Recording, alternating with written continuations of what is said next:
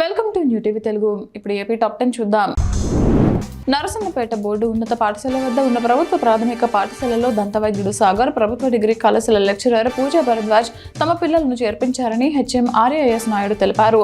స్థానిక పాఠశాలలో ఆయన మాట్లాడుతూ ఇది ఒక శుభ పరిణామమని, ప్రభుత్వ పాఠశాలలకు నేడు అత్యంత ప్రాధాన్యత ఇస్తున్నారని పేర్కొన్నారు. ఈ సందర్భంగా ఎంఈఓలు, పలువురు ఉపాధ్యాయులు హర్షం వ్యక్తం చేశారు.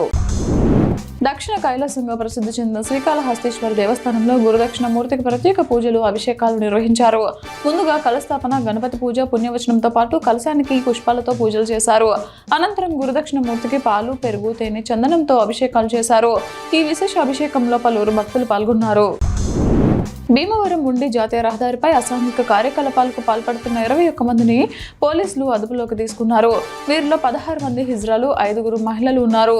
సత్ప్రవర్తన లేకుంటే కేసు నమోదు చేస్తామని, వివాహాలు, ఇతర కార్యక్రమాల డబ్బుల కోసం హంగామా సృష్టిస్తే కఠిన చర్యలు తీసుకుంటామని ఆకివీడు సిఐ కాళీచరణ్ హిజ్రాలకు కౌన్సిలింగ్ ఇచ్చి హెచ్చరించారు.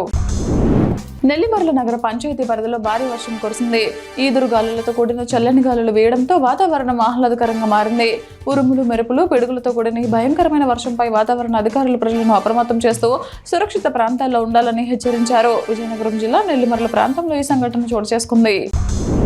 పశ్చిమ గోదావరి జిల్లా నరసాపురం స్వరాజ్యరామం శ్రీ షిరిడి సాయి మందిరంలో అర్చకులు సాయి కార్తిక్ ఆధ్వర్యంలో భక్తులు ప్రత్యేక అభిషేక పూజలు నిర్వహించారు.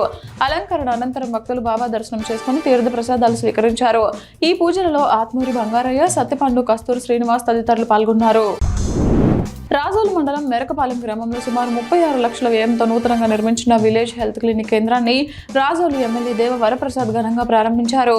గ్రామీణ ప్రాంత ప్రజలకు అత్యాధునిక వైద్య సేవలను మరింత చేరువ చేయాలనే ఉద్దేశంతో ఈ కేంద్రాన్ని నిర్మించినట్లు ఆయన పేర్కొన్నారు. ఈ కార్యక్రమంలో స్థానిక ప్రజాప్రతినిధులు, వైద్యాధికారులు మరియు గ్రామస్తులు పెద్ద సంఖ్యలో పాల్గొన్నారు. సిద్ధవటం పోలీసులు 2 అంతర్రాష్ట్ర చైన్ స్నాచింగ్ నిందితులను అరెస్ట్ చేసి 11 తులాల బంగారం, 1 KTM ద్విచక్ర వాహనం, 2,000 రూపాయల నగదును స్వాధీనం చేసుకున్నారు. రాజంపేట ఏఎస్పీ రామ్నాథ్ హెగ్దే తెలిపిన వివరాల ప్రకారం బాక్రాపేట వద్ద వాహనాలు తనిఖీలో అనుమానాస్పదంగా కనిపించిన 2 అదుపులోకి తీసుకున్నారు. విచారణలో సిద్ధవటం, ఒంటిమిట్ట, బాక్రాపేట, బంగారుపాలెం, తమిళనాడులో నమోదైన పలు చైన్ స్నాచింగ్ కేసుల్లో వీరు నిందితులుగా ఉన్నట్లు తేలింది. వృద్ధులు, ఒంటరిగా ప్రయాణించే మహిళలను లక్ష్యంగా చేసుకుని దోపిడీలకు పాల్పడినట్లు వెల్లడైంది. మైలవరం పోలీస్ సిబ్బందికి ఇంజనీరింగ్ కళాశాల ఆవరణలో 3 రోజుల పాటు ధ్యాన కార్యక్రమం నిర్వహించారు. ఈ కార్యక్రమంలో ధ్యానం యొక్క ఆవశ్యకత, ప్రయోజనాలు, ఒత్తిడి నిర్వహణ, మానసిక ప్రశాంతత, విధి నిర్వహణలో ఏకాగ్రత పెంపు, ఆరోగ్యకరమైన జీవన విధానం వంటి అంశాలపై సిబ్బందికి అవగాహన కల్పించారు.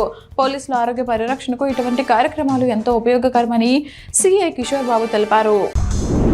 ఆత్మకూరులో ప్రభుత్వ నిబంధనలకు విరుద్ధంగా ఒక ప్రైవేటు పాఠశాల ఆవరణంలో పుస్తకాలు విక్రయిస్తున్నారని విద్యార్థి సంఘాల నాయకులు ఆందోళన చేపట్టారు. ఈ విషయం మండల విద్యాధికారి దృష్టికి వెళ్లడంతో ఆయన పాఠశాలను తనిఖీ చేశారు. తనిఖీలో నిబంధనల ఉల్లంఘన జరిగినట్లు గుర్తించి పుస్తకాలు నిల్వ చేసిన గదిని సీజ్ చేశారు. నిబంధనలు పాటించిన విద్యా సంస్థలపై కఠిన చర్యలు తీసుకోవాలని విద్యార్థి సంఘాలు డిమాండ్ చేశాయి. భారత ఎన్నికల సంఘం ఆదేశాల మేరకు జిల్లాలో చేపడుతున్న ప్రత్యేక సవరణ కార్యక్రమంలో భాగంగా ఎన్యూమరేషన్ ఫారాల పంపిణీ కొనసాగుతోందని జిల్లా ఎన్నికల అధికారి కలెక్టర్ కీర్తి చేకూరు తెలిపారు. రాజమండ్రిలో మాట్లాడుతూ జిల్లాలోని మొత్తం 18,46,723 మంది ఓటర్లకు సంబంధించి ఇప్పటి వరకు 2,85,081 ఎన్యూమరేషన్ ఫారాలు పంపిణీ చేశామని, ఇది మొత్తం ఓట్లలో 15.44% అని వెల్లడించారు.